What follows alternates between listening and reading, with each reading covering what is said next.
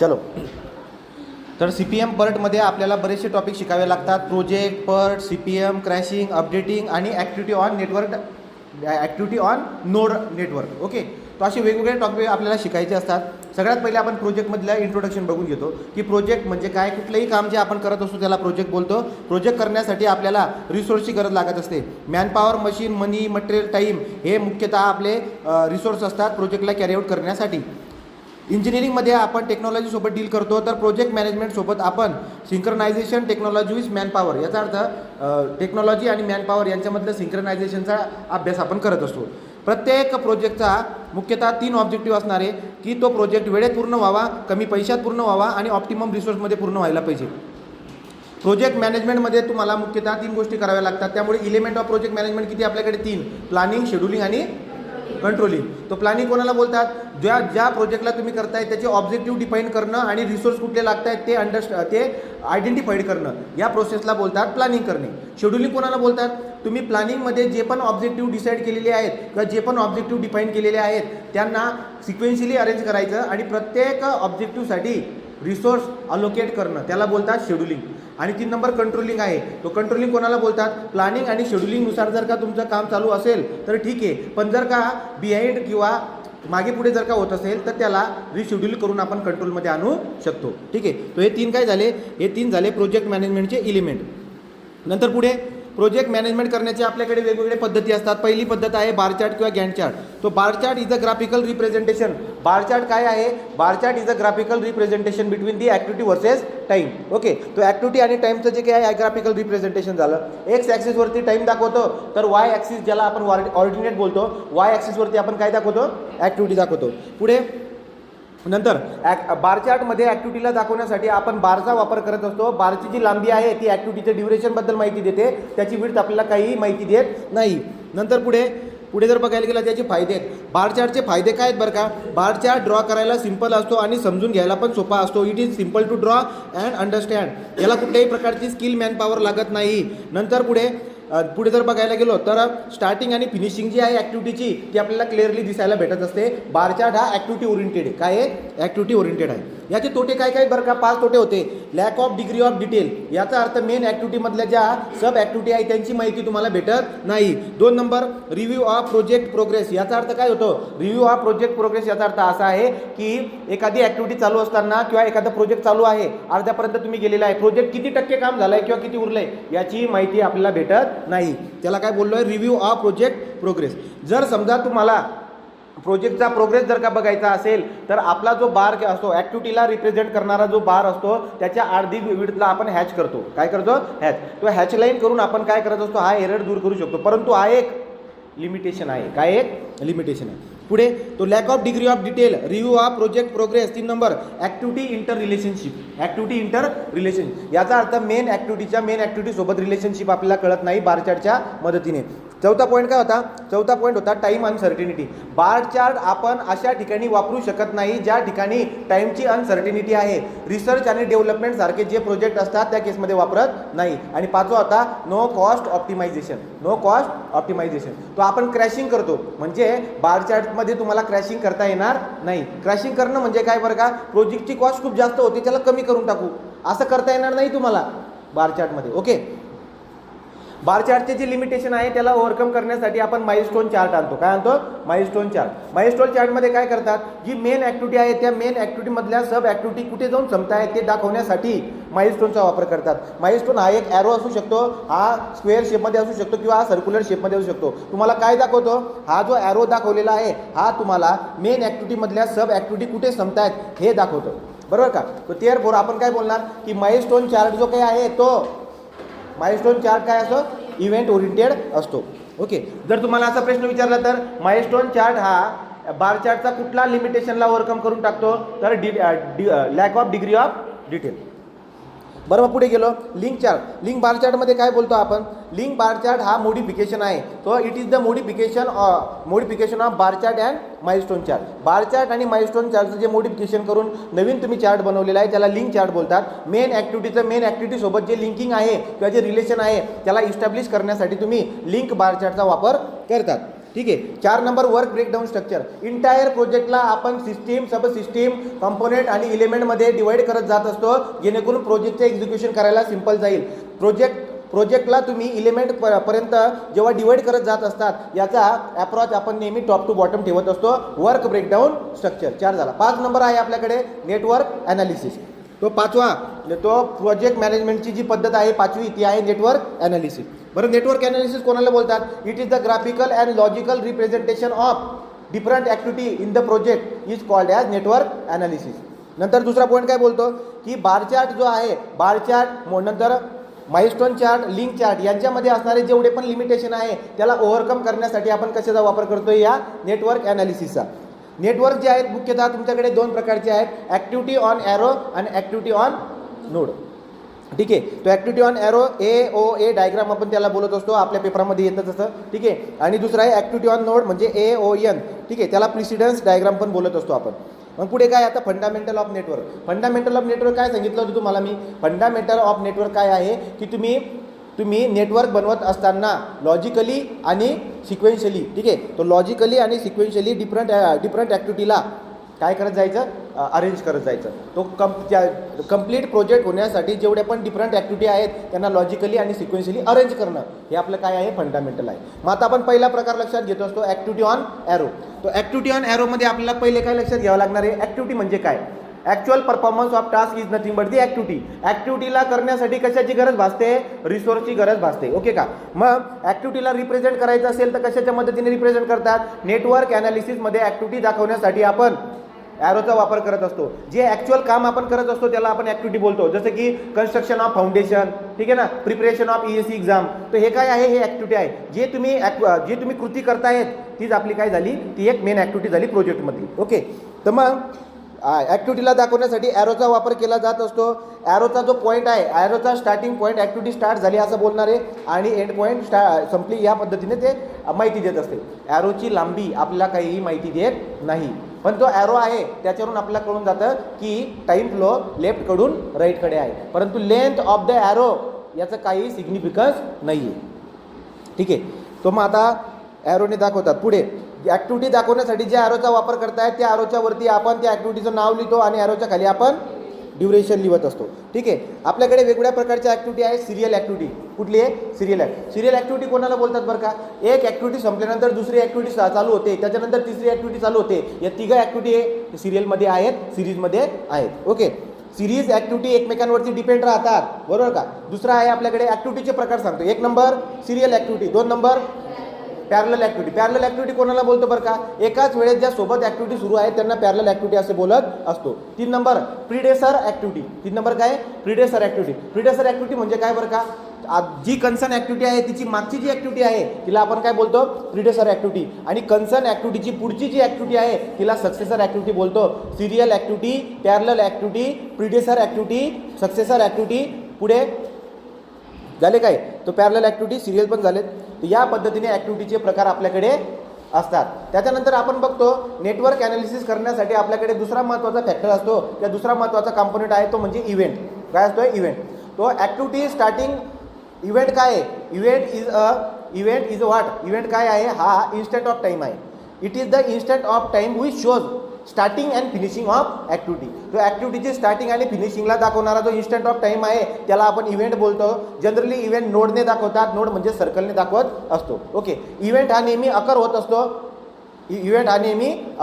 Event करण्यासाठी आपल्याला रिसोर्सची गरज लागत नाही. ठीक आहे. तो इव्हेंटसाठी रिसोर्सची गरज लागत नाही. याचे उदाहरणं काय काय घेऊ शकतात बरं का? जसं की construction of foundation started, construction of foundation finishing, construction of any building work is started or finishing. हे एक्झाम्पल कशाचे झाले? इव्हेंटचे झाले. ओके. जर तुम्हाला event is always mark on the node. आपली जी ॲक्टिव्हिटी ऑन ॲरो डायग्राम आहे त्याच्यामध्ये इव्हेंट कशावरती मार्क करत असतो? Event is mark on node. Okay. आणि इव्हेंटला रिप्रेझेंट करण्यासाठी सर्कल, स्क्वेअर किंवा रेक्टँग्युलर शेपचा वापर करू शकतात. आता आपल्याकडे इव्हेंटचे वेगवेगळे प्रकार आहेत. पहिला टेल इव्हेंट. तो टेल इव्हेंट कोणाला बोलतात बरं का? ज्या इव्हेंटमधून ॲक्टिव्हिटी सुरुवात होते किंवा आपण बोलूया जो बाण आहे, जो ॲरो आहे तो ॲक्टिव्हिटीला रिप्रेझेंट करतोय. तो ॲरोचा जो स्टार्टिंग पॉईंट आहे ठीक आहे ना, त्याला ठीक आहे स्टार्टिंग पॉईंट जो आहे तिथे असणारा जो नोड आहे किंवा जो इव्हेंट आहे तो म्हणजे आपला टेल इव्हेंट. तो टेल इव्हेंटमधून ॲक्टिव्हिटी सुरुवात होते, ठीक आहे. आणि हेड इव्हेंट काय बरं का, ॲरोच्या साईडला जो पण इव्हेंट आहे तो आपला हेड इव्हेंट झाला. पूर्ण प्रोजेक्टमध्ये जर बघायला गेलात तर तुमच्या लक्षामध्ये येईल पहिला जो टेल इव्हेंट असतो तो प्रोजेक्टचा इनिशियल इव्हेंट आहे. कळलं का, किंवा पहिल्या टेल इव्हेंटला इनिशियल इव्हेंट म्हणतात, तर शेवटच्या इव्हेंटला हेड इव्हेंट तर म्हणतोय आपण, पण शेवटचा हेड इव्हेंट हा फिनिशिंग इव्हेंट असतो. पूर्ण प्रोजेक्टमध्ये एक इनिशियल इव्हेंट आणि एक फिनिशिंग इव्हेंट असतो. पहिला इव्हेंटला इनिशियल इव्हेंट बोलतात पूर्ण प्रोजेक्टचा, आणि शेवटचा जो इव्हेंट असतो त्याला पूर्ण प्रोजेक्टचा फिनिशिंग इव्हेंट बोलतो. या दोघांना सोडल्यानंतर जेवढे पण आतमधले इव्हेंट असतात त्यांना ड्युअल रोल इव्हेंट बोलत असतो. ओके का. पहिल्या इव्हेंटला सोडून किंवा असं बोलूया, पहिला इव्हेंट काय आहे, टेल इव्हेंट आहे. शेवटचा इव्हेंट काय आहे, हेड इव्हेंट आहे. आपल्या प्रोजेक्टमधले सगळे इव्हेंट हे टेल इव्हेंट असतात. शेवटच्या इव्हेंटला सोडून आपल्या प्रोजेक्टमधले सगळे इव्हेंट हे हेड इव्हेंट असतात, पहिल्या इव्हेंटला सोडून. आलं लक्षात. तर या पद्धतीने आपण हे लक्षात ठेवलं होतं ड्युअल. नंतर आपल्याकडे मर्जिंग इव्हेंट आणि बर्स्टिंग इव्हेंट पण आहे. जर इव्हेंटकडे बाणं येत असतील, ठीक आहे ना, इव्हेंटकडे बाणं येत असतील त्या इव्हेंटला आपण काय बोलणार, मर्जिंग इव्हेंट. या इव्हेंटकडून बाणं जात असतील तर बर्स्टिंग इव्हेंट. लक्षात राहू द्या. चला पुढचे आहे डमी ॲक्टिव्हिटी. तो डमी काय बरं का, डमी ही एक इमॅजिनरी व्हर्च्युअल किंवा सुपरफिशियल आर्टिफिशियल ॲक्टिव्हिटी आहे जी आपण आपल्या प्रोजेक्टमध्ये आणतोय. ती ॲक्च्युली आपल्या प्रोजेक्टचा भाग नसते, म्हणून डमी ॲक्टिव्हिटीला कुठल्याही प्रकारच्या रिसोर्सची गरज लागत नाही, त्याला टाईमची गरज राहत नाही. डमी ॲक्टिव्हिटीचा टाईम किती असतो, 0. किती टाईम असतो, 0. पण मग डमी ॲक्टिव्हिटीला कशासाठी वापरत असतात, आपल्या प्रोजेक्टमध्ये प्रोजेक्टची नेटवर्क ॲनालिसिस जेव्हा तुम्ही करणार, नेटवर्क डायग्राम जेव्हा तुम्ही काढणार, तेव्हा डमी ॲक्टिव्हिटीचा वापर आपल्याला करावा लागतो. जनरली डमी ॲक्टिव्हिटी डॉटेड लाईनने दाखवतो आपण. मग आता तुम्ही ती डमी ॲक्टिव्हिटी का आणलेली आहे, मेन ॲक्टिव्हिटीमधलं रिलेशनशिप इस्टॅब्लिश करण्यासाठी डमी ॲक्टिव्हिटीचा वापर करत असतात. कुठलेही रिलेशनशिप दोन प्रकारचे, ग्रॅमॅटिकल आणि लॉजिकल. तो ग्रॅमॅटिकल आणि लॉजिकल जे एरर येत असतात त्यांना दूर करणे म्हणजे ग्रॅमॅटिकल आणि लॉजिकल रिलेशनशिप इस्टॅब्लिश करण्यासाठी डमी ॲक्टिव्हिटीचा वापर केला जात असतो. डमी ॲक्टिव्हिटी डॉटेड लाईनने दाखवतात. ओके. मग आपल्याकडे ग्रॅमॅटिकल रिलेशन इस्टॅब्लिश कसं करतात, त्यासाठी ग्रॅमॅटिकल एरर कळायला पाहिजे. मग ग्रॅमॅटिकल एरर काय असतो, एका नोडमधून जर का 4 ॲक्टिव्हिटी निघून पुन्हा एका नोडला जाऊन जर का भेटत असतील तर या केसमध्ये 4 ॲक्टिव्हिटी निघत असतील तर 4ही ॲक्टिव्हिटीचं नाव सेम येणार आहे. जसं की वन इव्हेंट आहे, 2 इव्हेंट आहे. 1 इव्हेंटमधून 4 ॲक्टिव्हिटी गेल्या, 2ला जाऊन भेटल्या, तो 4चे नाव काय येईल, 1 2 1 2 1 2 1. तो एक ग्रॅमॅटिकली एरर आहे, याला दूर करावं लागेल आपल्याला. प्रत्येकाची नावं वेगवेगळी असायला पाहिजे. त्यासाठी मला काय इस्टॅब्लिश करावं लागेल किंवा काय आणावं लागेल, डमी ॲक्टिव्हिटी आणावं लागेल आणि ग्रॅमॅटिकल रिलेशनशिप इस्टॅब्लिश करावी लागेल. ठीक आहे. दुसरा आपल्याकडे काय होता, लॉजिकल. तो लॉजिकल एरर काय असतो बरं का, लॉजिकल एरर काय सांगत असतो की प्रत्येक ॲक्टिव्हिटीसाठी एक ॲरो असायला पाहिजे. ठीक आहे ना. तो डिफरंट म्हणजे मी काय बोलतोय, एकापेक्षा जास्त ॲरो असतील आणि ॲक्टिव्हिटी जर नाव एकच असेल असं चालत नाही. नेटवर्क ॲनालिसिस करत असताना नेटवर्कमध्ये एका ॲरोसाठी म्हणजे एका ॲक्टिव्हिटीसाठी एकच ॲरो असायला पाहिजे. ठीक आहे ना. एका ॲक्टिव्हिटीसाठी नंबर ऑफ ॲरो असायला नको. एका ॲक्टिव्हिटीसाठी नंबर ऑफ ॲरो जर का आले तर तो लॉजिकल एरर आहे आणि त्याला इस्टॅब्लिश करण्यासाठी तुम्हाला डमीजची रिक्वायरमेंट असणार आहे. आलं का लक्षात. या पद्धतीने आपण बोलत असतो. किंवा आपण काय बोलणार बरं का, की समजा पुढच्या ॲक्टिव्हिटी आहेत, सक्सेसर ॲक्टिव्हिटी आहेत पुढच्या सी आणि डी, आणि सी आणि डीची जी प्रिडेसर ॲक्टिव्हिटी आहे ती ए आहे. तो सीचं पण मागची ॲक्टिव्हिटी ए आहे आणि डीची पण मागची ॲक्टिव्हिटी ए आहे. तर हे दाखवताना तुम्ही 2 वेगळे बाण नका दाखवू. समजलं का. ए असे 2, सीच्या मागे एक वेगळा ए बाण दाखवा आणि डीच्या मागे एक वेगळा बाण दाखवा. असे जर तुम्ही केलं तर एक लॉजिकल एरर आहे आणि याला आपल्याला दूर करण्यासाठी कशाची गरज पडते, डमी ॲक्टिव्हिटीची. ठीक आहे. मग आता grammatical relationship, logical relationship, network draw करायचा असेल तर आपल्याकडे वेगवेगळे रूल आहेत. 1 नंबर, पूर्ण जो पण नेटवर्क तुम्ही ड्रॉ करतायत त्या पूर्ण नेटवर्कचा एक इनिशियल इव्हेंट आणि एक फिनिशिंग इव्हेंट असायला पाहिजे. दुसरा नियम काय सांगतो, नेटवर्क ड्रॉ करण्याचा दुसरा नियम आहे की जोपर्यंत इनकमिंग ॲक्टिव्हिटी संपून जात नाही तोपर्यंत कुठलाही इव्हेंट अकर होत नाही. इव्हेंट कधी अकर होतो, जेव्हा त्याच्या मागच्या सगळ्या ॲक्टिव्हिटी संपून जातात. ठीक आहे का. तिसरा नियम काय सांगतात की कुठलीही ॲक्टिव्हिटी जोपर्यंत इव्हेंट अकर होत नाही पुढची ॲक्टिव्हिटी सुरू होत नाही. तो no activity can start until its tail event is occur. कळालं का. तो जोपर्यंत टेल इव्हेंट अकर होत नाही पुढची ॲक्टिव्हिटी सुरू होणार नाही. बरोबर. पुढे जाऊया. कुठला पण एक इव्हेंट एकदाच घडतो, पुन्हा पुन्हा घडत नाही. जर एक इव्हेंट एकापेक्षा जास्त वेळेस जर अकर होत असेल तर याला लूपिंग एरर बोलतात. काय बोलतात? लूपिंग एरर बोलतात. आणि असा एरर नेटवर्कमध्ये असायला नको. तो नेटवर्क ड्रॉ करताना लक्षात ठेवायचं. पुढे काय पाचवा नियम काय सांगतो? पाचवा नियम सांगतो की एका ऍक्टिव्हिटीसाठी एका ऍक्टिव्हिटीसाठी नंबर ऑफ बाण जास्त देऊ नका. ऍक्टिव्हिटी एक आहे, बाण 4 आहे, चालणार नाही. किंवा एका ॲरोवरती नंबर ऑफ ऍक्टिव्हिटीचे नावं देऊ नका. समजलं का? तर इंग्रजीमध्ये कसं बोलणार याला ते तुम्हाला कळून जाईल. 2 or more activity should not be represented by single arrow. नंतर शक्य असेल तर ॲरो हा स्ट्रेट ठेवा, कर्व ॲरो चालणार नाही. ब्रिजिंग जर आपलं क्रॉसिंग जर काय येत असेल, नेटवर्क ॲनालिसिस करत असताना नेटवर्क तुम्ही ड्रॉ केलेला आहे, क्रॉसिंग येत असेल तर त्याला चालणार नाही. ते अवॉइड करावं लागेल. कसं अवॉइड करणार? ब्रिजिंग करून. ते कसं अवॉइड करणार? ब्रिजिंग करून. आणि टाईम फ्लो आपला लेफ्टकडून राईटकडे असतो. तो नेटवर्क ड्रॉ करण्याची नियम झाली. पुढे जातो आपण आता. तुम्ही जेव्हा नेटवर्क ड्रॉ करायला जाता तेव्हा लॉजिकल आणि ग्रॅमॅटिकल एररला दूर करण्यामागे तुम्हाला भरपूर डमी ॲक्टिव्हिटी लावावे लागतात. ठीक आहे? तो खूप जास्त डमीज येऊन जातात. ज्या काही कामाच्या डमीज नाही आहेत त्यांना आपण रिडंडंट डमी बोलतो. त्यांना ओळखायला पाहिजे आणि त्यांना रिमूव्ह करायला पाहिजे. बरं, मग रिडंडंट डमी कोणाला बोलतात? नियम नंबर 1, जर एका इव्हेंटमधून जर एकच बाण निघत असेल आणि हा बाण जर समजा डमी ॲक्टिव्हिटी असेल तर ही डमी ॲक्टिव्हिटी काय असते? रिडंडंट. जर एका इव्हेंटकडे किंवा एका नोडकडे एकच ॲरो येतोय, तो इनकमिंग ॲरो एकच आहे इव्हेंटकडे, आणि हा जर का डमी ॲक्टिव्हिटी असेल तर ही रिडंडंट डमी आहे, याला रिमूव्ह करायला पाहिजे. ठीक आहे? तिसरा नियम काय सांगतो? ऑलरेडी जर का नेटवर्कमध्ये ऑलरेडी रिलेशनशिप जर का इस्टॅब्लिश असेल आणि तुम्ही होऊन तिथं डमी ॲक्टिव्हिटी दाखवलेली आहे तर ती रिडंडंट आहे. कारण काही गरज नाही आहे. आपण डमी ॲक्टिव्हिटीला रिलेशनशिप इस्टॅब्लिश करण्यासाठी ॲड करतो. पण ऑलरेडी जर का रिलेशनशिप इस्टॅब्लिश झाली असेल तर ती डमी ॲक्टिव्हिटी रिडंडंट म्हणून ओळखली जाईल. 3 झाले नियम. चौथा नियम काय सांगतो?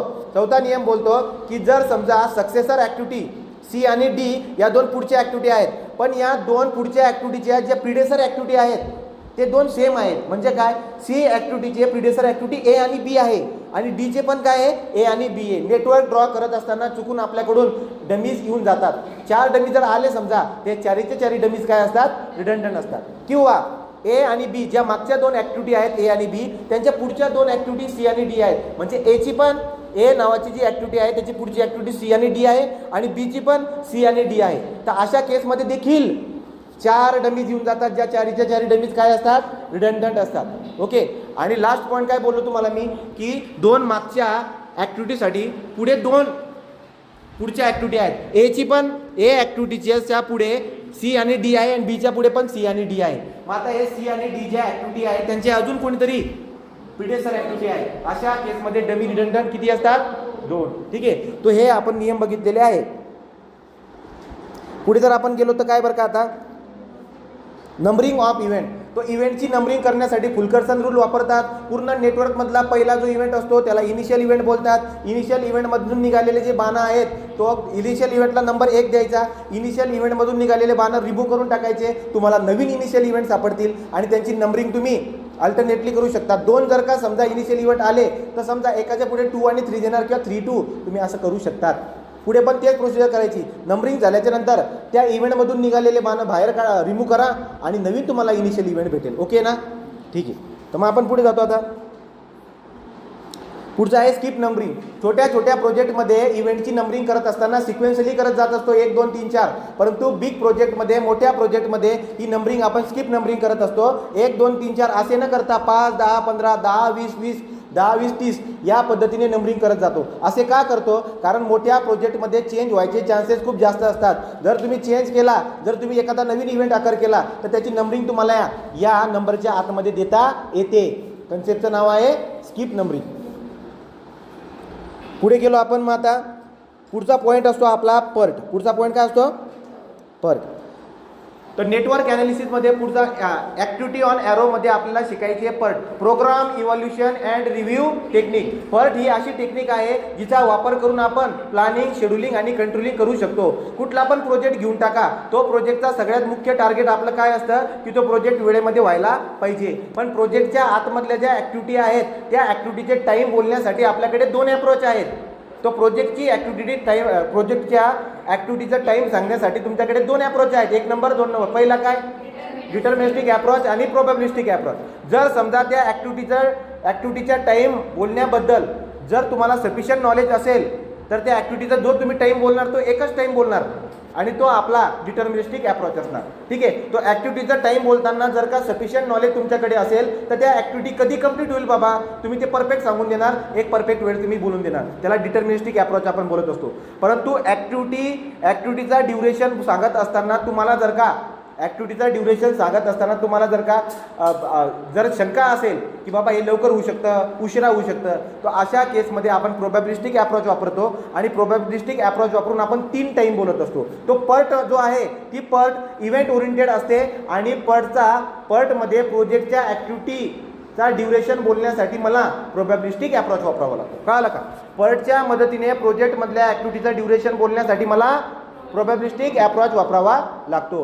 प्रोबॅबिलिस्टिक अप्रोच वापरून तुम्हाला प्रत्येक ॲक्टिव्हिटीचा किती टाईम बोलावा लागतो? 3. त्यामुळे पर्ट ही 3 टाईम इस्टिमेट आहे, इव्हेंट ओरिएंटेड आहे. रिसर्च आणि डेव्हलपमेंट सारख्या प्रोजेक्टमध्ये पर्टचा वापर करावा लागतो. तर मग आता 3 टाईम इस्टिमेटमध्ये पहिला टाईम आहे आपल्याकडे, तो प्रत्येक ॲक्टिव्हिटीचे 3 टाईम असतात. पहिला टाईम आपल्याकडे आहे ऑप्टिमिस्टिक टाईम. तो ऑप्टिमिस्टिक टाईम म्हणजे काय? हा असा मिनिमम टाईम आहे, it is the minimum duration of the activity that can be completed. Okay का? तो ही असा मिनिमम टाईम आहे ज्यामध्ये आपली ॲक्टिव्हिटी कंप्लीट होणार आहे जेव्हा कंडिशन आयडियल. तो मोस्ट आयडियल कंडिशन असताना ॲक्टिव्हिटी कंप्लीट होणार, लवकरात लवकर. कधी कंप्लीट होणार? तो जो टाईम असतो आपल्या ॲक्टिव्हिटीचा त्याला ऑप्टिमिस्टिक टाईम TO बोलतो आपण. ऑप्टिमिस्टिक टाईममध्ये एखादी ॲक्टिव्हिटी कंप्लीट होण्याचे किती चान्स असतात? 0, लगभग 0. पण आपण मानून चालतो की 0.15% आहे. ठीक आहे ना? मग पुढे आपण जातो दुसरा टाईम, ॲक्टिव्हिटीचा दुसरा टाईम आपल्याकडे काय आहे? Pessimistic time. वर्स्ट कंडिशन असताना ॲक्टिव्हिटीला ड्युरेशन जास्त लागणार आहे. ठीक आहे का? The maximum duration of the activity in worst condition is nothing but pessimistic time. तो TP. ओके. तो जेव्हा टाईमपास होतो तेव्हा TP. ओके का? तो TP. मग आता ऑप्टिमिस्टिक टाईम, पेसिमिस्टिक टाईम. तिसरा आपल्याकडे असतो मोस्ट लाईकली टाईम. तो ॲक्टिव्हिटी नॉर्मल कंडिशनमध्ये असताना, सगळ्या कंडिशन नॉर्मल कंडिशनमध्ये असतील, तो नॉर्मल कंडिशन इज प्रिव्हेलिंग, त्या वेळेस ॲक्टिव्हिटीचा जो ड्युरेशन येत असतो त्याला बोलतो आपण most likely time TM. Okay का? तो नंतर पुढे जातो आपण पर्टमध्ये जर का तुम्ही डेटा ऑब्झर्व करायला गेलात तर तुम्हाला ग्रुप डेटा दिसायला भेटतोय आणि ग्रुप डेटा जो असतो त्या ग्रुप डेटाला तुम्ही एक तर टॅब्युलर स्वरूपात लिहू शकतात, तो टॅब्युलर फॉर्ममध्ये पण लिहू शकतो आपण, किंवा हा ग्रुप डेटा आपण ग्राफिकल स्वरूपात पण लिहू शकतो. जेव्हा तुम्ही हा फ्रिक्वेन्सी ग्रुप डेटा ग्राफिकल स्वरूपात लिहित असतात त्याचा जो ग्राफ बनतो त्याला काय बोलतात? Frequency distribution curve. काय बोलतात त्याला? Frequency distribution curve. ओके. आणि ही फ्रिक्वेन्सी डिस्ट्रीब्युशन कर्व आपल्याकडे किती प्रकारचे आहेत? 6. बरं, मग कुठले आहेत? 6 प्रकारचे. 1 नंबर, जर समजा फ्रिक्वेन्सी डिस्ट्रीब्युशन कर्व तुम्ही काढली आणि या पद्धतीने कर्व बनतोय समजा, ठीक आहे ना, जसं नॉर्मल डिस्ट्रीब्युशनचा कर्व बनतो का या पद्धतीने, तर त्याचा जर का एकच पिक पॉईंट असेल तर त्याला युनिमोडल. जर कर्व ड्रॉ करताना 2 पिक पॉईंट आले तर बाय मॉडल, आणि नंबर ऑफ पिक पॉईंट जर का येत असतील कर्वमध्ये तर त्याला मल्टी मॉडेल बोलत असतो आपण. तर 3 आपले फ्रिक्वेन्सी डिस्ट्रीब्युशन कर्व झाले. चौथी कुठली असते?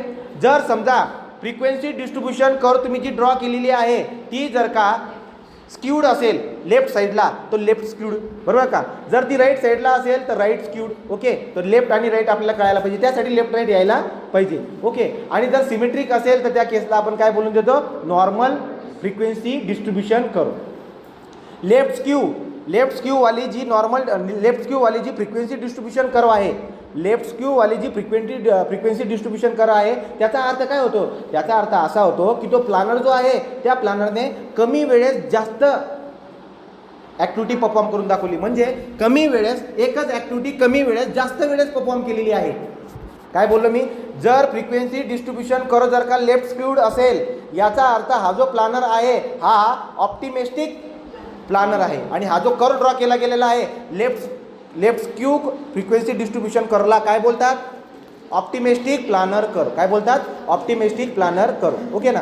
तो ऑप्टिमिस्टिक प्लॅनर कर्व आपण त्याला बोलत असतो. आणि नंतर पेसिमिस्टिक प्लॅनर कर्व कोणाला बोलतात? जर राईट स्क्यूड असेल तर त्याला पेसिमिस्टिक प्लॅनर कर्व आपण बोलत असतो. आणि जर तो जर तो प्लानर सगळं नॉर्मल कंडिशनमध्ये करून देत असेल तर त्याचा जो कर बनणार आहे तो नॉर्मल फ्रिक्वेन्सी डिस्ट्रीब्युशन कर आपल्याला दिसायला भेटतो. तर या पद्धतीचे आपण हे कर ऑब्झर्व केले होते. फ्रिक्वेन्सी डिस्ट्रीब्युशन करचे प्रॉपर्ट्या पण आहेत. काय काय प्रॉपर्टी आहेत? मीन, ठीक आहे ना. तर तुम्हाला जर मीन टाईम काढायचा असेल तर सगळ्या टाईमची तुम्ही ॲव्हरेज काढून टाका, मीन टाईम येऊन जाईल, ठीक आहे ना. तो मीन, नंतर 2 नंबर तुम्हाला डेव्हिएशन काढावं लागतं. मीन टाईमपासून जे इंडिव्हिज्युअल टाईम आहे यांचा जो डिफरन्स तुम्ही घेताय याला बोलतात डेव्हिएशन. याला काय बोलतात? डेव्हिएशन. तो 1 नंबर मीन, 2 नंबर डेव्हिएशन. डेव्हिएशनचा स्क्वेअर करून जर ॲव्हरेज काढली तर व्हॅरियन्स, तर काय भेटून जाईल? व्हॅरियन्स. आणि व्हॅरियन्सचा जर का रूट काढला तर स्टँडर्ड डेव्हिएशन भेटेल. काय भेटेल? स्टँडर्ड डेव्हिएशन आपल्याला भेटत असते. तो ह्या प्रॉपर्ट्या लक्षामध्ये ठेवाव्या लागतात. फ्रिक्वेन्सी डिस्ट्रीब्युशन कर, आपण पर्टमध्ये फ्रिक्वेन्सी डिस्ट्रीब्युशन करचा वापर न करता प्रोबॅबिलिटी डिस्ट्रीब्युशन करचा आपण वापर करत असतो, कारण की मला डिफरंट आउटकमची प्रोबॅबिलिटी हवी आहे. फ्रिक्वेन्सी डिस्ट्रीब्युशन करच्या मदतीने आपण ग्रुप डेटा जो आहे त्याला ॲनालिसिस करत असतो, परंतु प्रोबॅबिलिटी डिस्ट्रीब्युशन करच्या मदतीने जे डिफरंट आउटकम आहे की या पर्टिक्युलर टाईममध्ये आपला प्रोजेक्ट कंप्लीट व्हायची किती प्रोबॅबिलिटी आहे, ठीक आहे ना. तो तुम्हाला डिफरंट आउटकमची जर का प्रोबॅबिलिटीची व्हॅल्यू हवी असेल तर तुम्हाला प्रोबॅबिलिटी डिस्ट्रीब्युशन करचा वापर करावा लागतो. आपली प्रोबॅबिलिटी 0 ते 1 मध्ये व्हॅरी होत असते, म्हणून प्रोबॅबिलिटी डिस्ट्रीब्युशन कर हा इझियर आहे ॲनालिसिस करण्यासाठी as compare to frequency distribution कर. त्यामध्ये डेटा जास्त असतो, इथे आपल्याकडे 0 to 1 मध्ये व्हॅल्यू आहेत. म्हणून आपण पर्ट शिकत असताना प्रोबॅबिलिटी डिस्ट्रीब्युशन करचा वापर जास्त करत असतो. समजते? प्रोबॅबिलिटी डिस्ट्रीब्युशन कर जी तुम्ही बनवतात ती प्रोबॅबिलिटी डिस्ट्रीब्युशन करला काय असते? तो प्रोबॅबिलिटी डिस्ट्रीब्युशन कर is a graphical representation between probability function versus time. Probability function versus time याचा जो पण कर बनतो याला अशा पद्धतीने ॲडजस्ट करतात की याची हाईट अशा पद्धतीने ॲडजस्ट करतात की या करचा आतला एरिया अंडर दिस कर किती येतो? 1. किती येतो? 1. तो परीक्षेमध्ये प्रश्न विचारला तर लक्षात राहू द्या. प्रोबॅबिलिटी डिस्ट्रीब्युशन कर जो असतो त्याच्या आतला एरिया किती असतो? 1. त्याच्या आतला एरिया किती असतो? 1. ओके. मग आता आपण पुढे जातो. काय बरं का? प्रोबॅबिलिटी डिस्ट्रीब्युशन करचा आतला एरिया किती आहे? 1. मग आपल्याकडे प्रोबॅबिलिटी डिस्ट्रीब्युशन कर वेगवेगळ्या प्रकारची दिसायला भेटणार, बरोबर का? पहिलं तर तुम्हाला काय बोललो, हे ग्राफिकल रिप्रेझेंटेशन कशामधलं आहे? Probability function versus time. आणि जर तुम्हाला प्रोबॅबिलिटी हवी असेल तर तुम्हाला एखाद्या शेड्यूल टाईममध्ये प्रोजेक्ट कंप्लीट व्हायची प्रोबॅबिलिटी किती आहे हे जर काढायचं असेल तर काय करावं लागेल तुम्हाला? तर तुम्हाला या कर्वच्या आतला एरिया काढावा लागेल, ठीक आहे ना. इंटिग्रेशन घ्यावं लागेल. Area under the probability distribution curve gives probability of the completion of project at any time. एखाद्या टाईममध्ये हा प्रोजेक्ट कंप्लीट व्हायची प्रोबॅबिलिटी किती आहे हे जर हवं असेल तर काय करणार? प्रोबॅबिलिटी डिस्ट्रीब्युशन करचा जो आहे त्याचा एरिया घेणार. एरिया अंडर द कर. आलं लक्षात? तो एरिया अंडर द कर आपण घेत असतो. मग आता आपल्या लक्षामध्ये येतं काय बरं का, जर प्रोबॅबिलिटी डिस्ट्रीब्युशन कर जर का सिमेट्रिक असेल, काय बोललो? प्रोबॅबिलिटी डिस्ट्रीब्युशन कर जर का सिमेट्रिक असेल अबाउट मोड, तो जो पीक पॉईंट असतो त्याला आपण काय बोलतो? मोड. तर मोडच्या अबाउट जर का तो सिमेट्रिक असेल म्हणजे इकडचा एरिया 0.5 पलीकडचा एरिया 0.5 सिमेट्रिक असेल तर अशा प्रकारच्या प्रोबॅबिलिटी डिस्ट्रीब्युशन करला आपण काय बोलतो? नॉर्मल डिस्ट्रीब्युशन कर, गॉसियन डिस्ट्रीब्युशन कर, बेल शेप डिस्ट्रीब्युशन कर आपण बोलत असतो. आणि पर्टच्या मदतीने प्रोजेक्टला ॲनालिसिस करायला जर तुम्ही गेले तर अख्खा प्रोजेक्ट जो असतो त्या प्रोजेक्टचा प्रोबॅबिलिटी डिस्ट्रीब्युशन कर काय निघून येतो? नॉर्मल डिस्ट्रीब्युशन कर निघून येतो. आलं लक्षात? आणि जर समजा मोडच्या अबाउट जर का प्रोबॅबिलिटी डिस्ट्रीब्युशन कर जर सिमेट्रिक नसेल, याचा अर्थ अनसिमेट्रिक असेल, तर प्रोबॅबिलिटी डिस्ट्रीब्युशन करला आपण बीटा डिस्ट्रीब्युशन असे म्हणत असतो. आणि बीटा डिस्ट्रीब्युशन आपल्याकडे 2 प्रकारचे आहेत, लेफ्ट स्क्यू आणि राईट स्क्यू, ठीक आहे. तो लेफ्ट स्क्यूड आणि राईट स्क्यूड आपण बोलत असतो बीटा डिस्ट्रीब्युशन. मग आपण काय बोलतो? पर्टमध्ये प्रोजेक्टची ॲनालिसिस करत असताना किंवा प्रोजेक्टसाठी जर प्रोबॅबिलिटी डिस्ट्रीब्युशन कर जर का काढायला गेलो तर नॉर्मल डिस्ट्रीब्युशन कर बनत असते. पण प्रोजेक्टमधले ज्या डिफरंट ॲक्टिव्हिटी आहेत त्यांचा जर का प्रोबॅबिलिटी डिस्ट्रीब्युशन कर काढायला जर मी गेलो तर मला बीटा डिस्ट्रीब्युशन फॉलो होताना दिसायला भेटेल. ओके का? तर इथपर्यंत आपण आलो. त्याच्यानंतर प्रोबॅबिलिटी डिस्ट्रीब्युशन कर जी तुम्ही काढलेली आहे याची आपल्याला वेगवेगळ्या प्रॉपर्ट्या दिसायला भेटतात. पहिली प्रॉपर्टी काय आहे?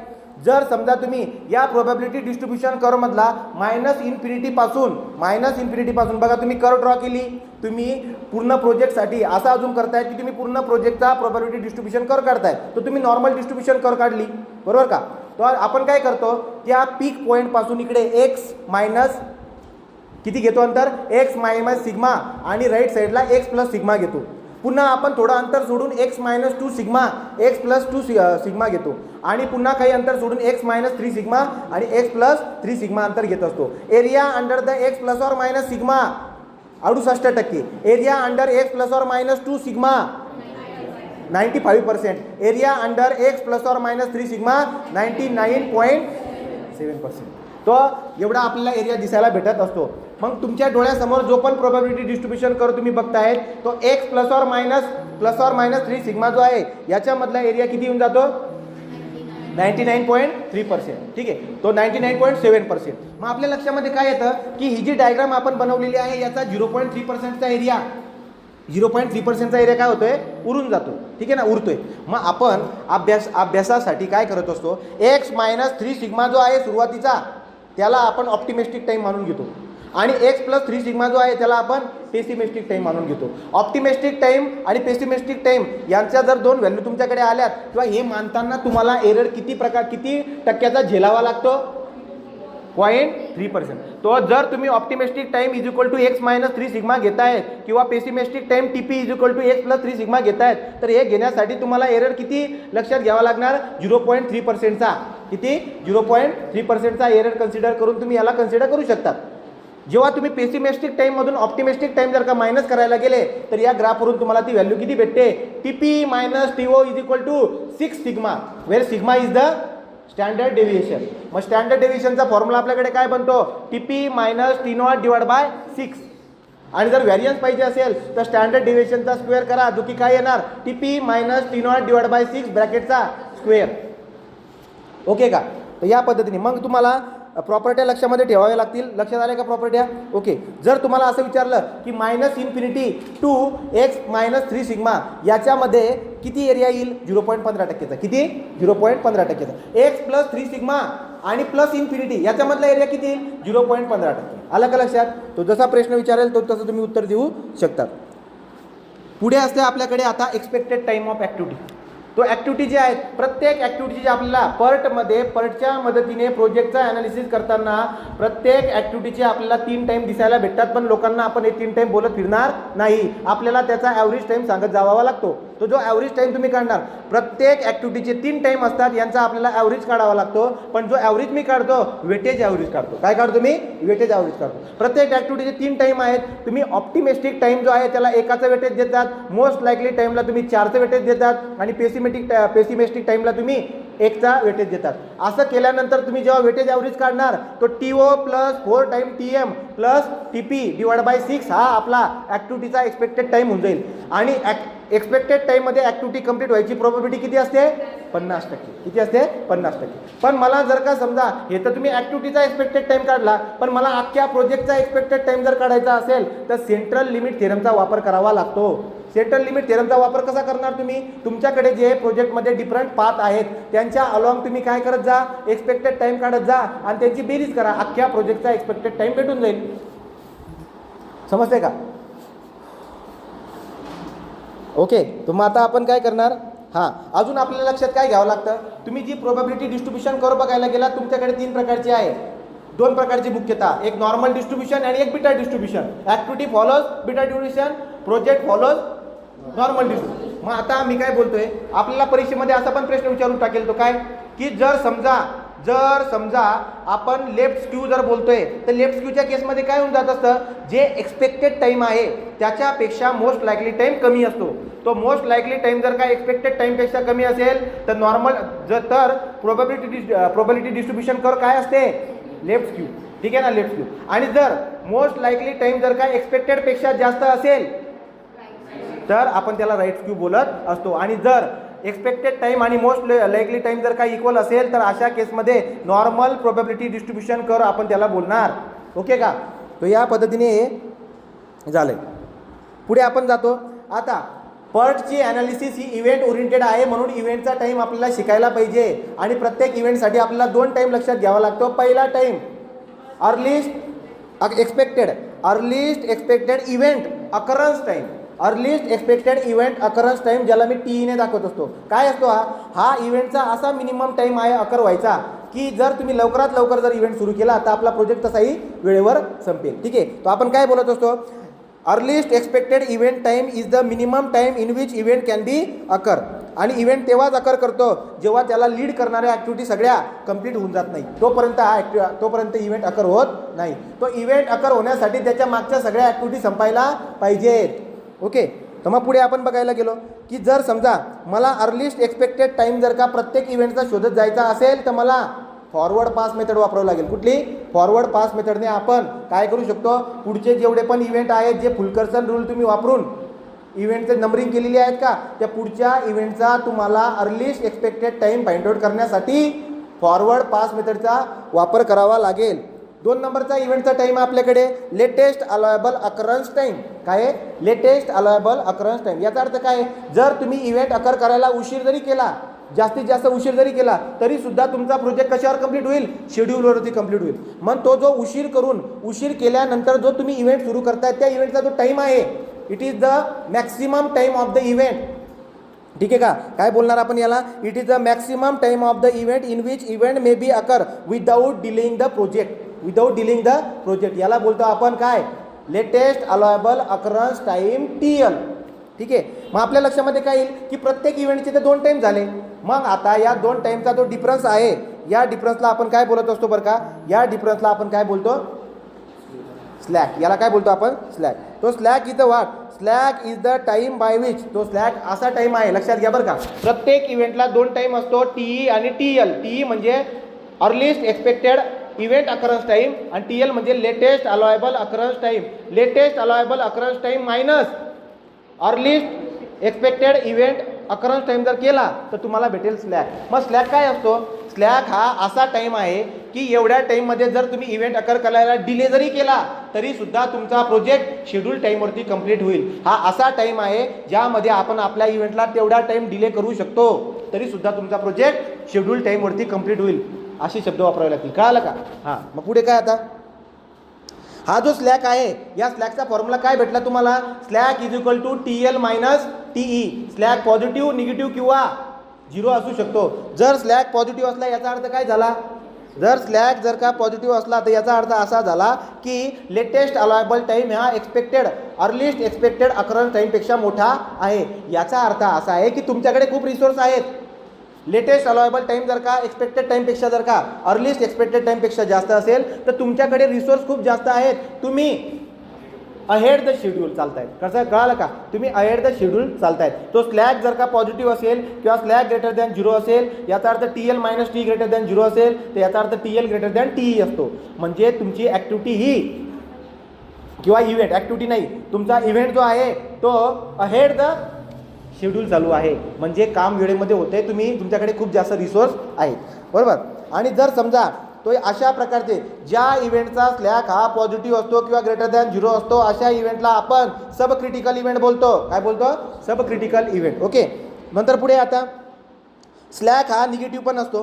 तो स्लॅक हा काय असतो? निगेटिव्ह पण असतो. निगेटिव्ह असतो याचा अर्थ TL मायनस TE निगेटिव्ह असतो. याचा अर्थ TLची व्हॅल्यू TE पेक्षा कमी दिसायला भेटत असते. याचा अर्थ असा झाला की तो इव्हेंट बिहाइंड द शेड्यूल आहे.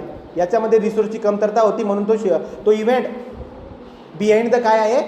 शेड्यूल आपल्याला दिसायला भेटतो. आणि तिसरा स्लॅक कुठला होता? तो स्लॅक 0 पण असतो. स्लॅक जर का 0 असेल याचा अर्थ त्याचा TE आणि TL दोघं सारखे आहेत म्हणजे आपण आपला इव्हेंट डिले करू शकत नाही. ओके. शेड्यूलवरती आहे. तो ऑप्टिमम रिसोर्सचा वापर केला म्हणून शेड्यूलवरती इव्हेंट अकर होतोय. समजतंय का? तर या पद्धतीने आपल्याकडे स्लॅक जे असतात 3 प्रकारचे असतात, पॉझिटिव्ह, निगेटिव्ह आणि 0. त्याच्यानंतर क्रिटिकल पाथ. क्रिटिकल पाथ कोणाला बोलतात? नेटवर्क ऑब्झर्व केल्याच्या नंतर क्रिटिकल पाथ हा टाइम वाईज असा लॉंगेस्ट पाथ आहे ज्यामध्ये आपला प्रोजेक्ट कंप्लीट होतो. तो इंग्रजीमध्ये कसा बोलतो? Critical path is the longest path in term of time in the network in which project can be completed. किंवा दुसऱ्या पद्धतीने काय बोललो बरं का की प्रोजेक्टचा जो नेटवर्क बनवलेला आहे त्याच्यामधला हा असा पाथ आहे, असा शॉर्टकट पाथ आहे ज्यामध्ये तुमचा प्रोजेक्ट कंप्लीट होतो अर्ली ॲज पॉसिबल. कळालं का? तर या पद्धतीने आपल्याला क्रिटिकल पाथची डेफिनेशन दिसायला भेटते. क्रिटिकल पाथ हा पर्टमधला क्रिटिकल पाथ कोणता असतो? ज्याचा स्लॅक रस्त्याच्या अलॉंग ज्याचा स्लॅक किती असतो? 0 किंवा निगेटिव्ह. 0 किंवा निगेटिव्ह. तुम्ही प्रेफरन्स कोणाला देणार अगोदर? निगेटिव्ह स्लॅकला. ओके का? तो क्रिटिकल पाथ हा तो पाथ असतो ज्याचा स्लॅक हा निगेटिव्ह किंवा 0 असायला पाहिजे. क्रिटिकल पाथच्या अलॉंग जे इव्हेंट असतात त्यांना क्रिटिकल इव्हेंट असे म्हणतात. काय बोलतात? क्रिटिकल. मोस्टली 0 येऊन जातो तो. ओके. मग आता आपण पुढे जर बघायला गेलो तर काय, जर समजा ओके का, हे झाली इथपर्यंत झालं. जर नेटवर्क ड्रॉ करत असताना एकापेक्षा जास्त क्रिटिकल पाथ जर का आले तर सेंट्रल लिमिट थेरमच्या मदतीने तुम्ही जेवढे पण पाथ असतील त्या सगळ्या पाथचा काय करायचा? समेशन ऑफ व्हॅरियन्स काढायचा. काय काढायचा? समेशन ऑफ व्हॅरियन्स किंवा समेशन ऑफ स्टँडर्ड डेव्हिएशन काढायचा. आणि ज्या पाथचा स्टँडर्ड डेव्हिएशन किंवा ज्या पाथचा व्हेरियन्स समेशन ऑफ व्हेरियन्स ज्याचा सगळ्यात जास्त आहे तो आपला क्रिटिकल पाथ म्हणून आपण बोलू. जेव्हा नेटवर्कमध्ये एकापेक्षा जास्त क्रिटिकल पाथ येतील तेव्हा कुठला नियम वापरायचा? Central limit theorem. ओके. तो हे पण झालं. टाइम जे होते आपल्याकडे 2 टाइम होते. नंतर आपण बघतो probability of completion of project. Probability of completion of project काय बघतात बरं का याच्यामध्ये बघा.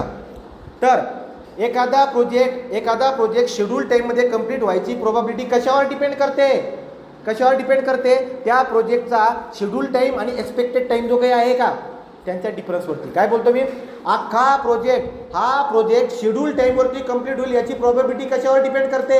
Difference of schedule time and expected time. ठीक आहे ना? एक्सपेक्टेड टाईम आणि शेड्यूल टाईम याच्यावर डिपेंड करते. परंतु शेड्यूल टाईम आणि एक्सपेक्टेड टाईमचा डिफरन्स जरी तुमच्याकडे असला तरी तुम्ही डायरेक्ट प्रोबॅबिलिटी सांगू शकत नाही. यासाठी आपल्याकडे एक नवीन टर्म येऊन जाते. तिचं नाव काय आहे? झेड म्हणजे काय? नॉर्मल डेव्हिएट किंवा प्रोबॅबिलिटी फॅक्टर बोलतो आपण त्याला. आलं का लक्षात? तर तुम्हाला TE minus TL TS minus TE schedule time minus expected time याचा डिफरन्स जरी माहिती असला तरी तुम्ही डायरेक्टली प्रोबॅबिलिटी सांगू शकत नाही. तर तुम्ही काय करणार अगोदर? TS minus TE. ठीक आहे. आणि तुम्ही जो नेटवर्क डायग्राम काढलेले आहे त्या नेटवर्क डायग्रामचा जो स्टँडर्ड डेव्हिएशन आलाय तो आणि शेड्यूल टाईम आणि एक्सपेक्टेड टाईम प्रोजेक्टचा या 3 गोष्टीवरून तुम्ही काय काढणार? झेड काढणार. काय बोललो मी तुम्हाला? पूर्ण प्रोजेक्ट जो आहे त्या पूर्ण प्रोजेक्टचा तुमच्याकडे एक्सपेक्टेड टाईम आहे, पूर्ण प्रोजेक्टचा तुमच्याकडे शेड्यूल टाईम आहे. Schedule time minus expected time जर केला तर तुम्हाला एक व्हॅल्यू भेटून जाईल. आणि अख्ख्या प्रोजेक्टचा जर का तुम्ही स्टँडर्ड डेव्हिएशनने डिवाइड केला म्हणजे TS minus TE divide by sigma जर तुम्ही केला तर तुम्हाला झेड भेटून जाईल, ज्याला बोलतात प्रोबॅबिलिटी फॅक्टर किंवा नॉर्मल डेव्हिएट. आणि या झेडच्या व्हॅल्यूवरून तुम्ही काय फाइंड आउट करून टाकणार? प्रोबॅबिलिटी फाइंड आउट करून टाकणार. आपल्याकडे व्हॅल्यू आहे तो तुम्ही जेव्हा नॉर्मल अख्ख्या प्रोजेक्टचा जेव्हा प्रोबॅबिलिटी डिस्ट्रीब्युशन कर्व काढणार तर नॉर्मल डिस्ट्रीब्युशन कर्व येईल ज्यामध्ये पीक पॉईंटच्या अलॉंग झेडची व्हॅल्यू किती असते? 0 आणि मागच्या बाजूला निगेटिव्ह, पुढे काय असते? पॉझिटिव्ह. चला सांगा, जर झेडची व्हॅल्यू 0 असेल तर प्रोबॅबिलिटी 50%. झेडची व्हॅल्यू 1 84.1, झेडची व्हॅल्यू 2 97.7, झेडची व्हॅल्यू 3 99.9%. आणि जर निगेटिव्ह साईडला गेलेत तर झेडची व्हॅल्यू -1 असताना 15.9 किती? 15.9. झेडची व्हॅल्यू -2 असताना 2.3 आणि झेडची व्हॅल्यू जर -3 असेल तर 0.1. तर 0.1 आपल्याला दिसायला भेटते. आणि मग अशा पद्धतीने आपण काय करत असतो? हा पूर्ण कव्हर झाला. हा पर्ट जो आहे तो पर्ट आपण कंप्लीट करून टाकतो. मग आपण जातो CPM कडे. तो CPMला कन्सिडर करण्यासाठी किंवा लक्षात घेण्यासाठी तुम्हाला तुलना करावी लागते. तो सगळ्यात अगोदर CPMचा लॉंग फॉर्म काय असतो? Critical path method. तुम्हाला CPMला समजून घेण्यासाठी तुलना कोणासोबत करावी लागेल? पर्ट सोबत. बरं कसं करणार? पर्ट हा इव्हेंट ओरिएंटेड असतो तर CPM हा ॲक्टिव्हिटी ओरिएंटेड असतो. दुसरा पॉईंट, पर्ट हा प्रोबॅबिलिटी पर्टमधल्या ॲक्टिव्हिटीचा ड्युरेशन सांगण्यासाठी बोलण्यासाठी प्रोबॅबिलिस्टिक ॲप्रोचचा वापर करतात. तर CPM मधल्या ॲक्टिव्हिटीचा ड्युरेशनसाठी आपल्याला डिटर्मिनिस्टिक ॲप्रोच वापरावा लागतो. पर्टमध्ये प्रत्येक ॲक्टिव्हिटीचे 3 टाईम दिसायला भेटतात त्यामुळे पर्ट हा 3 टाईम एस्टिमेटेड आहे. आणि CPM जो असतो त्या CPMमध्ये प्रत्येक ॲक्टिव्हिटीचा एक सिंगल टाईम असतो. ठीक आहे. आणि त्या टाईममध्ये कंप्लीट व्हायची प्रोबॅबिलिटी किती असते? तर CPMमध्ये जो तुम्हाला त्या ॲक्टिव्हिटीचा ड्युरेशन दिलेला आहे त्याच्यामध्ये कंप्लीट व्हायची प्रोबॅबिलिटी 100% असते. किती असते? 100%. तो काय बोललो? पर्ट हा 3 टाईम एस्टिमेटवाला आहे आणि इकडे हा 1 टाईम एस्टिमेट. पर्टमधली प्रत्येक ॲक्टिव्हिटी काय फॉलो करते? Beta distribution. CPMमधली प्रत्येक ॲक्टिव्हिटी काय फॉलो करते? Normal distribution. ओके. पर्टचा वापर रिसर्च आणि डेव्हलपमेंट सारख्या प्रोजेक्टमध्ये केला जात असतो. तसेच CPMचा वापर आपण रिपिटेटिव्ह वर्क जे काही आहे त्यामध्ये आपण करत असतो. CPM मध्ये कोणतं डिस्ट्रीब्युशन असतं? CPM मध्ये नॉर्मल डिस्ट्रीब्युशन, अख्ख्या प्रोजेक्टसाठी नॉर्मल डिस्ट्रीब्युशन आणि प्रत्येक ॲक्टिव्हिटीसाठी सुद्धा नॉर्मल डिस्ट्रीब्युशन.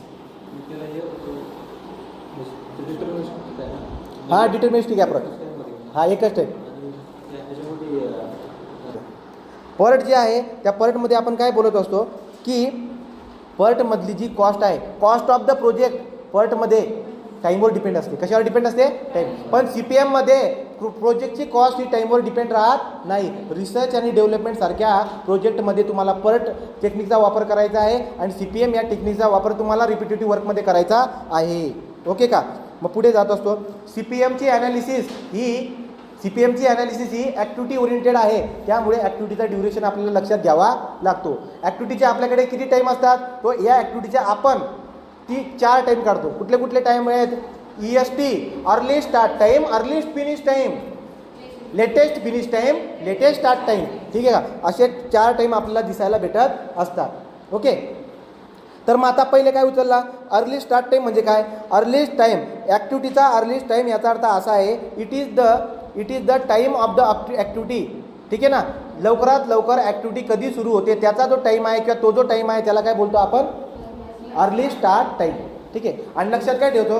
जोपर्यंत इव्हेंट अकर होत नाही त्याची पुढची ॲक्टिव्हिटी सुरू होत नाही. मग जर ही ॲक्टिव्हिटी लवकर सुरू होते याचा अर्थ इव्हेंट पण लवकरात लवकर सुरू झाला असेल, तो इव्हेंटचा जो अर्लीस्ट एक्सपेक्टेड टाईम आहे तोच आपल्या ॲक्टिव्हिटीचा काय असतो? EST. म्हणजे TEI is equal to EST. तुम्ही जर का त्या ESTमध्ये जो ॲक्टिव्हिटी आहे त्याचा ड्युरेशन जर का ॲड केला, तुम्ही लवकरात लवकर जर का ॲक्टिव्हिटी सुरू केली तर ॲक्टिव्हिटी लवकरात लवकर संपेल.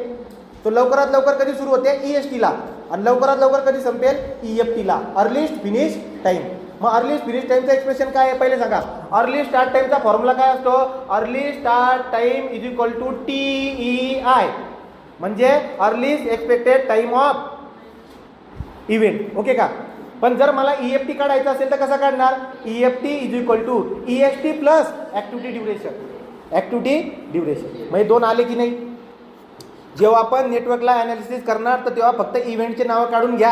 EST EFT ऑटोमॅटिक येऊन जातील. सकाळी आपल्याला ते जमलं नाही, आपण EFT LST काढत बसलो. पहिले काय काढा? तुम्ही इव्हेंटचा टाईम काढून घ्या. उदाहरण सॉल्व झालं. आलं का लक्षात? बरं, मग 1 नंबरचा टाईम ॲक्टिव्हिटीचा कुठला बघितला? Early start time. हा असा टाईम आहे ज्यामध्ये आपली ॲक्टिव्हिटी लवकरात लवकर सुरू होत असते.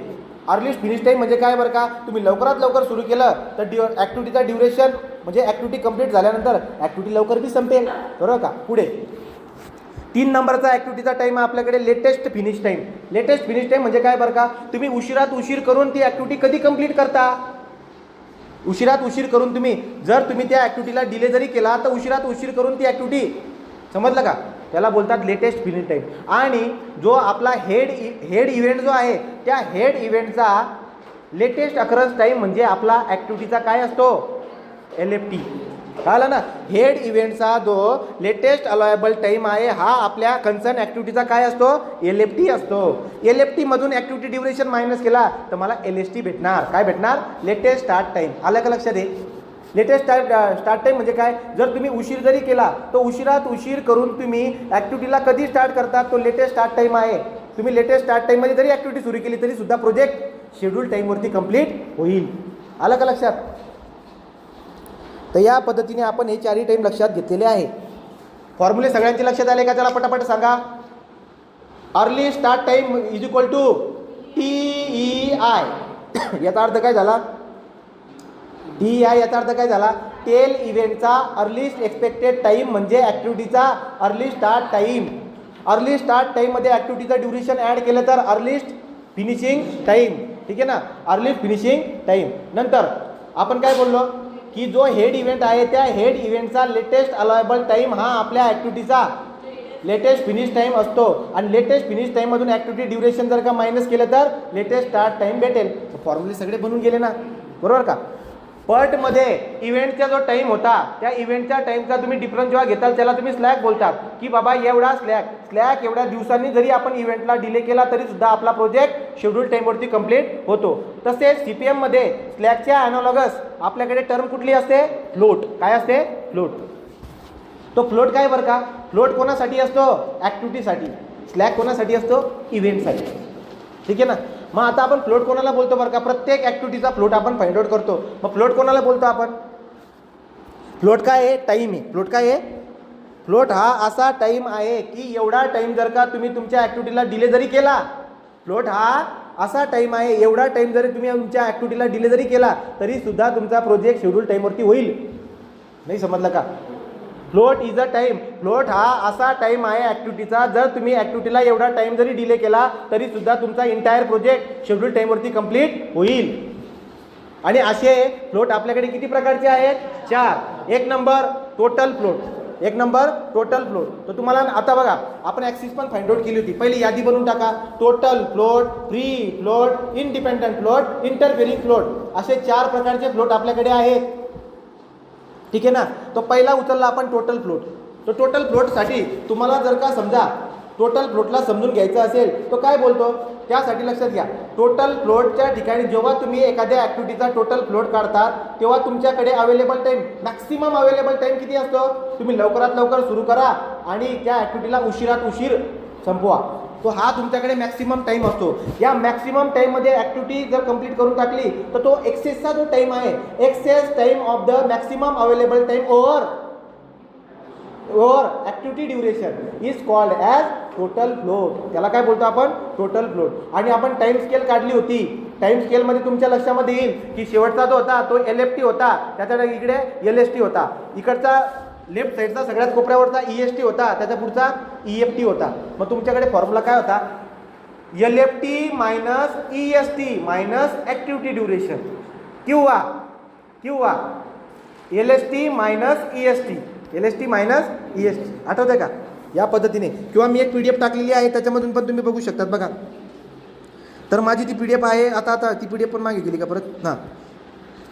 तर बघा, तुम्हाला टोटल फ्लोटसाठी एक्सप्रेशन दिलेलं आहे, latest start time minus early start time. हा पण एक एक्सप्रेशन आहे. दुसरा काय, latest finish time minus earliest finish time. बघा रे बाळांनो, समजतंय का.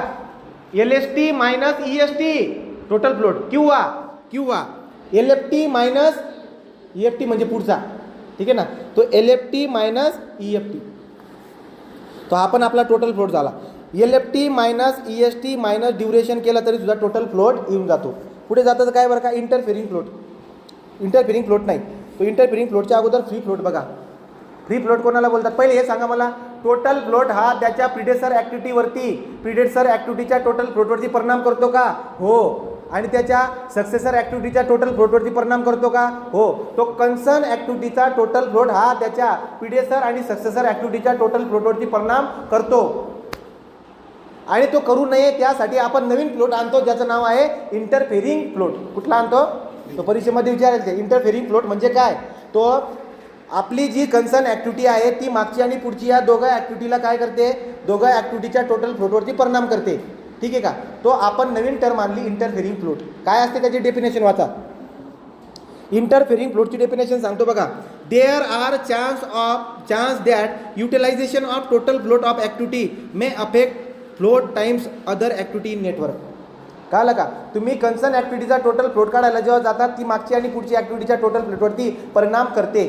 बरं, मग पुढे काय, that part of the total float, total फ्लोटचा असा भाग that causes reduction in the float of successor activity.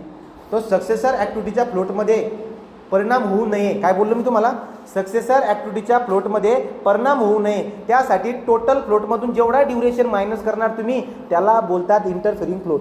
नाही समजलं का, काय बोललो तुम्हाला मी. कन्सर्न ॲक्टिव्हिटीचा टोटल फ्लोट हा त्याच्या मागच्या आणि पुढच्या ॲक्टिव्हिटीवरती परिणाम करतो. सक्सेसर ॲक्टिव्हिटीच्या टोटल फ्लोटवरती त्याने परिणाम करू नये यासाठी टोटल फ्लोटमधून तुम्हाला कन्सर्न ॲक्टिव्हिटीचा टोटल फ्लोट जो आहे त्याच्यामधून काही ड्युरेशन मायनस करावं लागेल. जेवढं ड्युरेशन तुम्ही मायनस करणार त्याला बोलतात इंटरफेरिंग. कळलं का. हां, आणि त्यालाच काय बोलतात, हेड स्लॅग.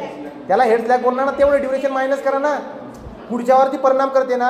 सक्सेसर ॲक्टिव्हिटीच्या टोटल फ्लेटवरती परिणाम करू नये असं वाटत असेल तर टोटल कन्सर्न ॲक्टिव्हिटीच्या टोटल फ्लेटमधून किती ड्युरेशन मायनस करायचा. कळलं का. म्हणजे total float minus free float. Total float minus तो बघा ना. आता पहिले एक एक करून बघा. पहिले टोटल फ्लोटचा तुम्ही फॉर्म्युले बघितले का. 2 नंबर फ्री फ्लोट आहे आपले. फ्री फ्लोट काय असतो बरं का, तुम्ही लवकरात लवकर सुरू केलात आणि पुढचा इव्हेंट अकर लवकरात लवकर जेव्हा होत असेल तेव्हा तुम्ही संपवून टाकलात, बरोबर का, तर हा आपला अवेलेबल टाईम असतो. काय असतो हा अवेलेबल टाईम. तो अवेलेबल टाईममध्ये ॲक्टिव्हिटी कंप्लीट केल्याच्या नंतर उरलेला टाईम म्हणजे आपला फ्री फ्लोट. उरलेला टाईम काय असतो आपला फ्री फ्लोट. फ्री फ्लोट काय असतो, टोटल फ्लोट मायनस कुठला स्लॅग, हेड इव्हेंट स्लॅग. फॉर्म्युले लक्षात राहू द्या ना, काय चाललंय. तो फ्री फ्लोट काय असतो, free float is equal to total float minus head event slack. Okay. Free फ्लोटचा दुसरा फॉर्म्युला काय अजून आपल्याकडे, free float is equal to काय असतो फॉर्म्युला, EST. फ्री फ्लोटचा फॉर्म्युला सांगतोय, EST minus EFT minus activity duration. EFT minus EST कळलं का, earliest finishing time minus early start time minus activity duration, बरोबर का. अजून फ्री फ्लोटबद्दल काय लक्षात ठेवता येईल, झालं काय. चला, फ्री फ्लोट हा लक्षात घ्यायचं, कन्सर्न ॲक्टिव्हिटीचा फ्री फ्लोट हा त्याच्या मागच्या ॲक्टिव्हिटीवरती परिणाम करते, म्हणजे मागच्या ॲक्टिव्हिटीच्या टोटल फ्लोटवरती परिणाम करते, पण सक्सेसर ॲक्टिव्हिटीच्या टोटल फ्लोटवरती परिणाम करत नाही. हा कुठला झाला आपला फ्री फ्लोट, ठीक आहे ना. आणि नंतर तुम्ही जातात इंडिपेंडंट फ्लोटमध्ये. इंडिपेंडंट फ्लोट काय असतो बरं का, तुमच्याकडे मिनिमम टाईम किती ॲक्टिव्हिटीला करण्यासाठी, तुम्ही उशिरात उशीर सुरू करा आणि लवकरात लवकर संपवा, समजतंय का. जर तुम्ही उशिरात उशीर ॲक्टिव्हिटी सुरू करतायत आणि लवकरात लवकर संपून टाकतायत, तर हा टाईम जो असतो याला बोलतात मिनिमम अवेलेबल टाईम. काय बोलतात याला, मिनिमम अवेलेबल टाईम. किती असतो हा minimum available time, EFT minus LST. EFT minus LST. याच्यामधून ॲक्टिव्हिटी ड्युरेशन मायनस करून टाका. तो काय बोलणार, मिनिमम अवेलेबल टाईममध्ये जर ॲक्टिव्हिटी पूर्ण करून टाकली आपण, तर उरलेला जो टाईम आहे त्याला बोलतात आपण इंडिपेंडंट फ्लोट. काय बोलतो त्याला आपण इंडिपेंडंट फ्लोट. काय असतो हा independent float, free float minus head event slack, sorry tail event slack. Free float is equal to आपलं फ्री फ्लोटच चालू आहे ना, इंडिपेंडंट. तो पहिल्यापासून लक्षात घ्या, free float is equal to total float minus head event slack. Independent float is equal to free float minus tail event slack. हा लक्षात, एवढं लक्षामध्ये ठेवलेलं आहे आपण. ते स्लॅगबद्दल तुम्हाला मी बोललो होतो. आणि नंतर काय असतो आपल्याकडे व्हॉट मीन बाय इंटरफिअरिंग स्लॅग. काय बोलायचं की कन्सर्न ॲक्टिव्हिटीचा टोटल फ्लोटचा असा भाग जो पुढच्या सक्सेसर ॲक्टिव्हिटीवरती परिणाम करतो, तो जेवढा असेल त्याला काय बोलतो आपण, त्याला बोलतो इंटरफिअरिंग फ्लोट. मग तो केवढा असतो, TL minus T. TL minus T म्हणजे हेड इव्हेंट स्लॅग, इंटरफिअरिंग फ्लोट. किंवा इंटरफिअरिंग फ्लोटचा दुसरा फॉर्म्युला काय होता, total float minus free float. अशा पद्धतीने तुम्हाला फ्लोटबद्दल मी बोललो होतो. फ्लोट जे आहेत ते 3 प्रकारचे दिसायला भेटतील, पॉझिटिव्ह, निगेटिव्ह. फ्लोट कोणाचा असतो, ॲक्टिव्हिटीचा असतो. तो फ्लोट जर का पॉझिटिव्ह असेल तर, फ्लोट जर पॉझिटिव्ह असेल तर पॉझिटिव्ह असणे म्हणजे सब क्रिटिकल ॲक्टिव्हिटी. याचा अर्थ अहेड द, ही ॲक्टिव्हिटी शेड्यूलच्या अहेड चालते आहे कारण रिसोर्स खूप जास्त आहे. जर फ्लोट निगेटिव्ह असेल, तो फ्लोट निगेटिव्ह आहे याचा अर्थ तुमच्याकडे रिसोर्स कमी आहे, बियॉन्ड द शेड्यूल. तो निगेटिव्ह आहे, त्या ॲक्टिव्हिटीला काय बोलणार, सुपर क्रिटिकल ॲक्टिव्हिटी. आणि जर फ्लोट इज इक्वल टू 0 असेल तर त्या ॲक्टिव्हिटीला क्रिटिकल ॲक्टिव्हिटी बोलतात. क्रिटिकल ॲक्टिव्हिटीला जोडणाऱ्या पाथला क्रिटिकल पाथ बोलतात. काय बोलतात, क्रिटिकल पाथ. आणि क्रिटिकल पाथच्या अलॉंग असणाऱ्या ड्युरेशनला प्रोजेक्ट ड्युरेशन म्हणतात. काय बोलतात, प्रोजेक्ट ड्युरेशन. झाले का तिघं. तो या पद्धतीने बोललेलो आहे, पण याचे उदाहरणं आपल्याकडे राहिलेले आहेत. तो 1 तास लागून गेला रिव्हिजन करायला.